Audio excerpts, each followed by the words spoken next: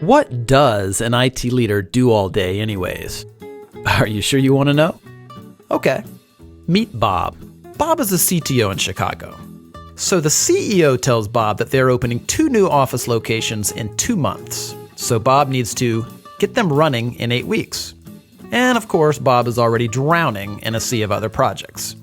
He's already got to manage all the IT infrastructure, the software applications, including the patches and updates, networks, disaster recovery, servers, the PCs, the security, mobility, remote workers, as well as working through all the various contracts. Now he's got to duplicate all this around 2 new locations. Fast. Oh yeah, the boss says he wants Bob to start looking at cloud solutions because he read something interesting about cloud on LinkedIn. Bob finds out his current vendor doesn't provide service in one of the new locations. He doesn't know who operates in Dallas, so Bob researches it for 2 weeks and finds 7 potential vendors. 7 potential vendors. And time is running out. Of course, he already knows the carrier sales reps will make promises they can't keep because they have targets to meet. I mean, they're salespeople, right? One sales rep tells Bob that his company can have them up and running in a week if he signs the contract that day. And another tells him 2 months, and then everything in between. Who does Bob believe? And the pricing? All over the place for really no apparent reason. Now it's already 5 weeks later, and only 2 of the vendors he's talked to have a solution remotely close to what he needs. And now what about cloud? The process starts all over again. And Bob is no cloud expert, so he's flying completely blind here. Who should he believe? Then Bob talked to a supplier-agnostic, trusted technology advisor. They're a third-party neutral company that operates as a telecom and cloud solutions agency, like a consultant and a broker combined. But they're much better than that. I'll tell you about that in a second. You see, the right trusted technology advisor already knows the strengths and weaknesses of every carrier and supplier in the country.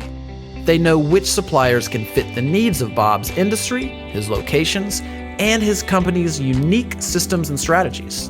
Better yet, instead of sitting on the other side of the table during strategy discussions, this cloud and telecom technology advisor sits on the same side of the table as Bob, like a true partnership should. The advisor doesn't have sales targets to hit with suppliers because of their affiliation with a technology services distributor.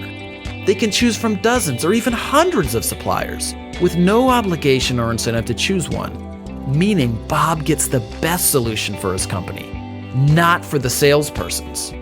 In short, the advisor cares less about selling Bob something and more about helping Bob find the right solution. When there's a problem, Bob calls his new vendor-neutral technology partner, not a customer service representative. Escalations get prioritized for Bob.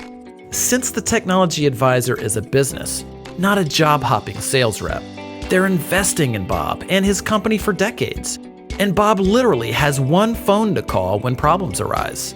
That's total accountability before, during, and after the implementation. But that's not even the best part. You see, whatever supplier and solution that Bob and his technology advisor decide on, his advisor will negotiate rates with the supplier that are the same or better than Bob would get by going direct. And get this, Bob doesn't have to pay the advisor anything for doing all of this work.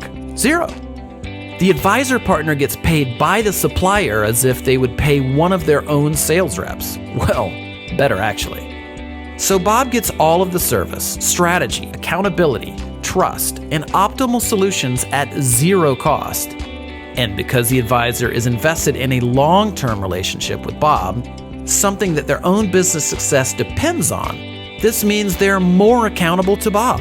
So everybody wins, including the supplier who gets more business without having to manage salespeople. It's how business is evolving in IT and telecom.